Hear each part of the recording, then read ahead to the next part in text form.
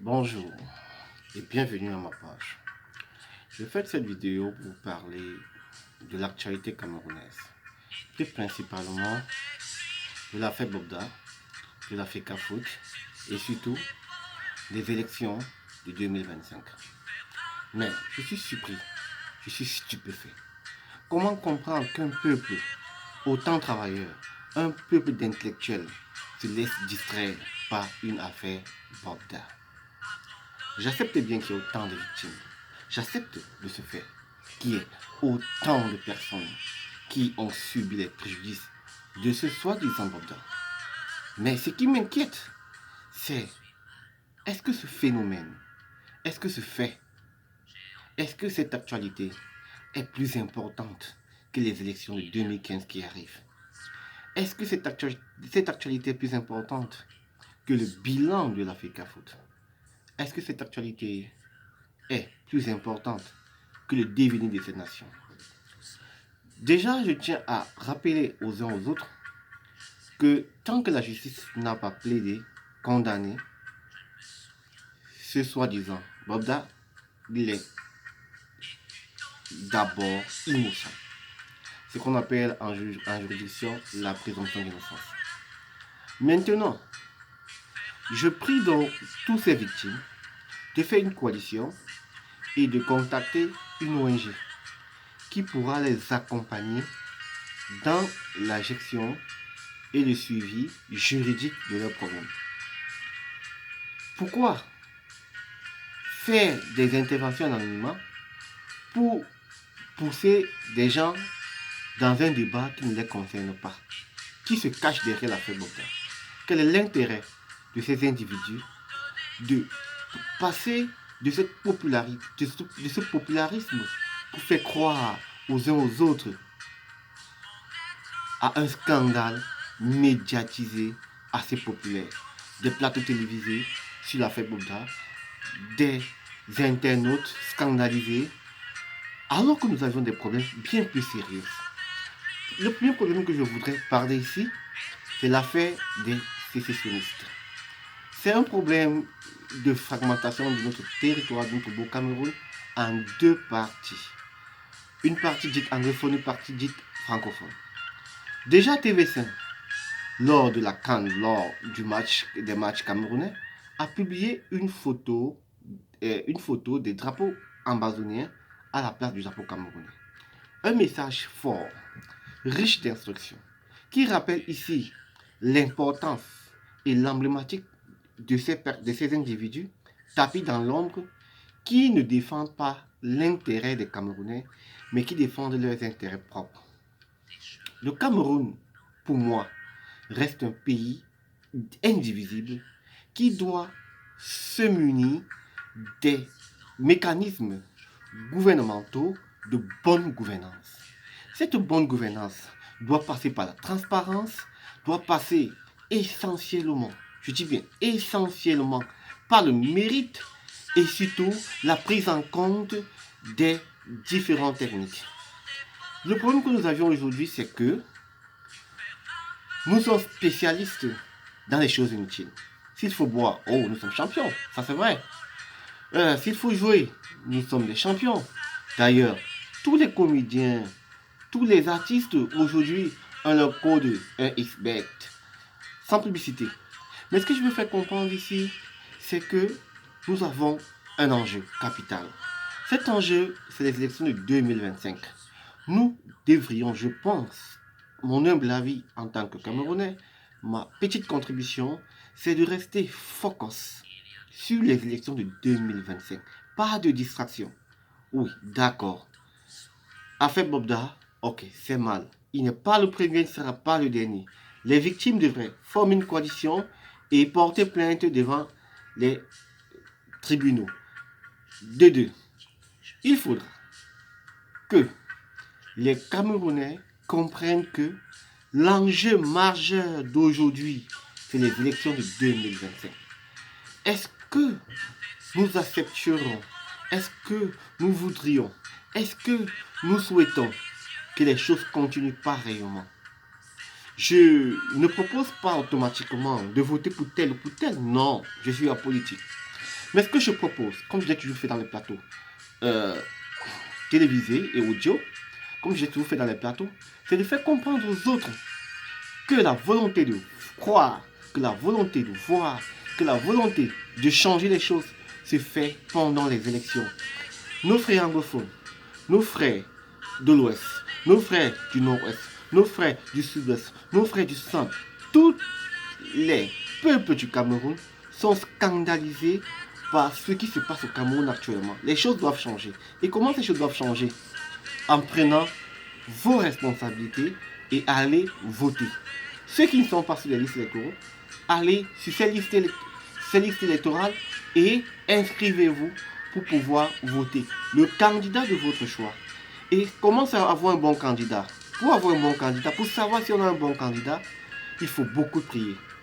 Moi, je conseille aux gens de prier. Parce que la voie du discernement est vraiment essentielle. Moi, je me rappelle un très grand frère, moi, Monsieur Fono, pour ne pas citer le nom, qu'il me disait lors lors de la mise en service du président de la République, lorsque le président de la République actuel a prêté serment, je ne vais pas citer le nom, tout le monde était content, tout le monde croyait en lui, tout le monde était vraiment fier, parce qu'il venait avec le libéralisme, il venait avec la liberté d'expression, il venait avec... Mais il a fallu moins de 7 ans pour qu'ils comprennent qu'ils avaient fait l'erreur de leur vie. Mais hélas, trop tard. Entre les mécanismes politiques et les stratégies politiques, le peuple n'a que ses yeux pour pleurer. Alors, si tu crois que l'affaire Bobda est scandaleux, crois-moi, le Cameroun, la vie des Camerounais est un scandale en continu et en perpétuité. Moi, je propose aux uns aux autres de faire un bilan. Un bilan, pas un bilan de santé, un bilan psychologique, en se posant des questions stratégiques. Qu'est-ce que moi, je souhaiterais faire pour mes enfants?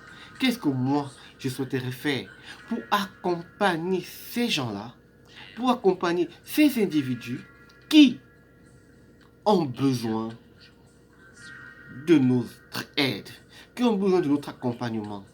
Vous êtes ministre, vous êtes Bayam Selam, vous êtes taximan, vous êtes mototaximan, vous êtes laveur. Cela vous concerne. Le pays ne peut pas et ne devrait pas se construire sur la base de la peur. Le pays ne peut pas accepter qu'une chaîne de télévision publie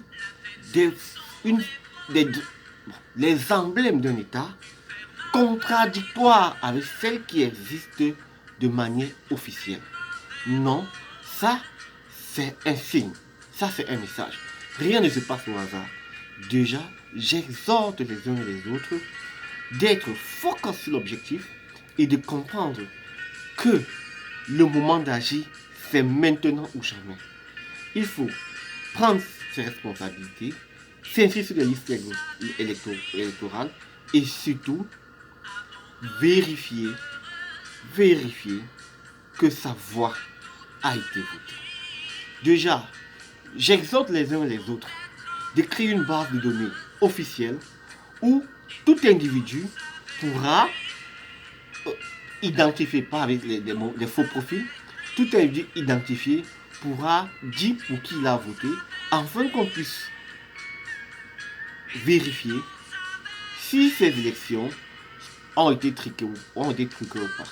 Déjà aussi, pour que les élections soient truquées, il faudra également que certains hauts responsables dans des postes stratégiques clés acceptent cela. Moi, je pense que c'est l'occasion de se poser des questions. Comment devrions-nous nous comporter face à ces élections? Est-ce que nous devons accepter des enveloppes? Est-ce que nous devrions? Non. Moi, je ne pense pas. Moi, je pense que tous les Camerounais devraient dénoncer et demander à TV5 Monde, bien qu'ils se sont déjà excusés, de présenter des excuses officielles. Et si possible, que le gouvernement camerounais puisse les poursuivre pour diffamation et propagande de fausses informations. Déjà, je tiens aussi à rappeler aux uns aux autres que le football camerounais est encore la seule discipline qui puisse réunir les Amazoniens et le gouvernement camerounais, les anglophones et les francophones, les différents peuples de toute l'étendue du territoire national. Alors, lorsqu'un individu ou des groupes d'individus décident de prendre en otage cette FECAFOOT, ça devient un problème. La FECAFOOT n'est pas un exutoire, c'est-à-dire un exutoire, encore mieux, un endroit où on vient essayer si on peut. Non, c'est pas ça. Puisque la FECAFOOT est un symbole fort, identitaire, qui définit cette nation, qui peut encore, malgré nos divergences, réunir ceux qui sont pour ou contre le fait de porter les armes. Déjà, je tiens à rappeler qu'aujourd'hui, l'Afrique a besoin de véritables institutions. Des institutions qui peuvent garantir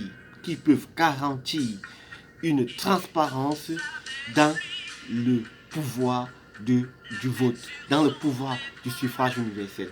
Tant que nous n'avons pas des institutions fortes qui peuvent faire face à des pressions occultes, mystiques et maraboutiques, nous ne pourrions pas vraiment accéder à la magistrature suprême, nous ne pourrons pas accéder à celui qui pourra redresser ce Cameroun qui est en train de mourir.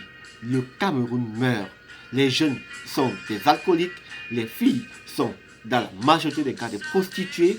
Et vraiment, soyons sérieux, la famine bat son plein au Cameroun.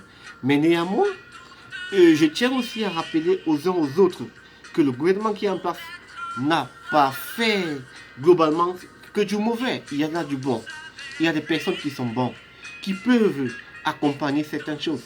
Il y a des personnes, quel que soit celui qui prendra ce gouvernement, que ce soit le fils, le père ou encore une autre personne, je tiens à rappeler que ce que les Camerounais veulent, c'est la bonne gouvernance. L'âme, la guerre, tout ça n'a pas d'intérêt, n'a pas d'importance. Et avec le temps, on finit toujours par le regretter. Regardez le Soudan du Sud et le Soudan du Nord. Regardez comment ils souffrent aujourd'hui. Regardez la Libye. Regardez comment ils souffrent énormément. C'est pour vous rappeler que la guerre n'a pas de côté positif. La guerre n'a pas de côté exutoire. La guerre n'est pas une victoire. Au contraire, la guerre est un échec. Moi, je conseille aux uns aux autres de faire comme Gandhi, de s'élever d'une même voix, de parler d'une même voix et surtout de dénoncer, pas parce qu'on cherche un poste au soleil, non, surtout pas, de dénoncer pour essayer d'améliorer ce pays qui se perd dans ses propres repères. Je vous remercie. Moi, c'est Célisop, officiel. Je vous prie de vous abonner à ma page et à bientôt. Bye.